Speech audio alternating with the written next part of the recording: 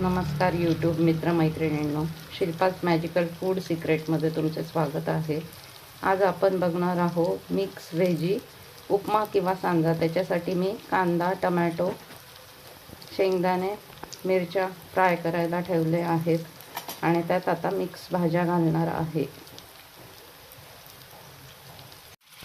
Mix भाजीमध्ये मीठ, साखर आवडीनुसार घालून त्याच्यात आता मी रवा फ्राय करणार आहे उपमा किंवा सांजा बनवण्यासाठी.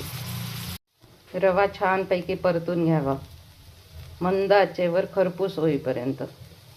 अशा रीतीने उपम्यामध्ये गरम पाणी घालून 2 ते 4 मिनटं झाकण ठेवून चांगल्या पद्धतीने शिजवून घ्यावे. अशा पद्धतीने तयार झाला आहे आपला मिक्स व्हेज उपमा. ब्रेकफास्टसाठी किंवा नाश्त्यासाठी उत्तम पदार्थ, पोटभरीचा पदार्थ.